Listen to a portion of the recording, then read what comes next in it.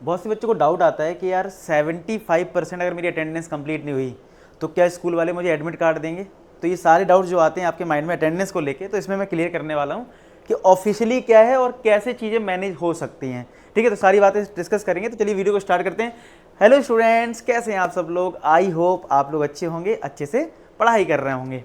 तो अगर मैं बात करूँ यहाँ पे सबसे पहले जनरल रूल्स फॉर 75% अटेंडेंस, यानी हमारे जो सीबीएसई की तरफ से जो जनरल रूल्स हैं वो क्या कहते हैं 75% अटेंडेंस के लिए, क्या ये एक्चुअल में है या नहीं है। ठीक है, तो उसकी अगर मैं बात करूं तो यहाँ पे आप देखोगे मैंडेटरी फॉर एग्जाम एलिजिबिलिटी, यानी कि सीबीएसई को जो एलिजिबिलिटी क्राइटेरिया है, बच्चों को बोर्ड एग्जाम में बैठाना है तो उसकी एलिजिबिलिटी जो क्राइटेरिया है वो क्या है, students must have at least 75% attendance in their respective classes to be eligible to sit for the board examination. यानी अगर आपको बोर्ड एग्जाम में बैठना है तो आपको 75% का क्राइटेरिया जो है वो फिलफिल करना होगा, अदरवाइज आपको बैठने नहीं दिया जाएगा। यानी ये तो ऑफिशियल है कि 75% आपका कंप्लीट होना चाहिए, नहीं तो प्रॉब्लम हो सकती है आपको।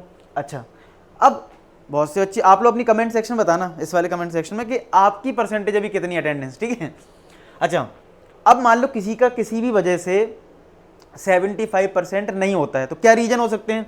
तो एक रीजन है मेडिकल और जेन्युइन कुछ रीजन अगर है तो कैसे, if a student is unable to meet the attendance criteria due to medical issue, मतलब आप हो सकता कोई मेजर इशू हो गया हो, ठीक है, जिसकी वजह से वो स्कूल नहीं आ पाया, तो स्टूडेंट को अगर अनेबल है तो they must submit proper documentation, medical certificates वगैरह फ्रॉम द पेरेंट्स, यानी कि स्कूल को सबमिट करना होगा, जिससे कि स्कूल वाले ये सीबीएसई को बता पाएं कि भैया इस वजह से तुम्हारी अटेंडेंस कम हुई है।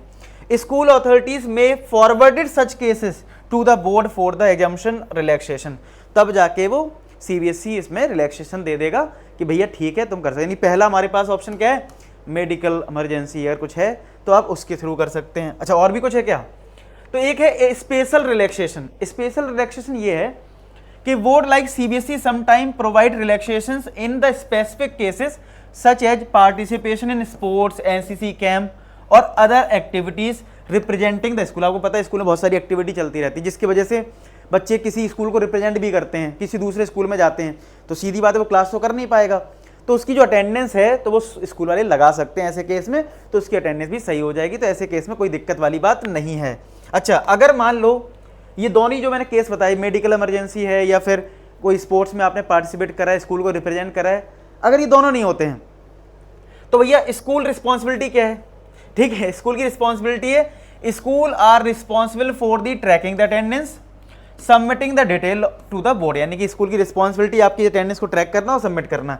Student failing to meet the 75% criteria without valid reason, यानी कोई आपने जो दो रीजन मैंने आपको बताया वो नहीं दे पाते हो तो may not receive there admit card, यानी आपको एडमिट कार्ड में भी इशू आ सकता है। यानी आपको स्कूल वाले एडमिट कार्ड नहीं देंगे, सीबीएसई इशू नहीं करेगा तो स्कूल वाले कहाँ से देंगे, तो एडमिट कार्ड की प्रॉब्लम आ सकती है। और मैं एक चीज़ और बताऊँ, स्कूल वाले तो मैनेज कर, मैं आपको जो अब ये देखो, ये तो हो गया जो डेटा है। एक मैं तुम्हें बताता हूँ, स्कूल वाले तो आपकी अटेंडेंस पहले से सही लगा भी दें, लेकिन वो जानबूझ के तुम्हें टॉर्चर करेंगे। ठीक है, कि तुम्हारी अटेंडेंस शॉर्ट है, कुछ स्कूल वाले हो सकता है पैसे भी मांग लें इस चीज़ के लिए, क्योंकि भाई तुम तो 70, क्योंकि स्कूल वाले तो फोर्स करेंगे भाई 75% चाहिए। अब तुमने नहीं करा तो तुमने अगर डॉक्यूमेंट दे दिए, मान लो मेडिकल का डॉक्यूमेंट दे दिया या ये जो एक्टिविटी में आप हो, तब तो ठीक है, अदरवाइज स्कूल वाले तो पैसे ले सकते हैं इस बात के और तुम्हें एडमिट कार्ड के लिए परेशान कर सकते हैं। ये चीज़ें हैं, लेकिन मोटा मोटा मैं बोलूँ तो काम हो जाता है, बस बात करके रख लेना, ये नहीं ये बात के भरोसे बैठ जाओ। ठीक है, तो ये सारी चीज़ें मैंने आपको बता दी। यानी क्या, एक तो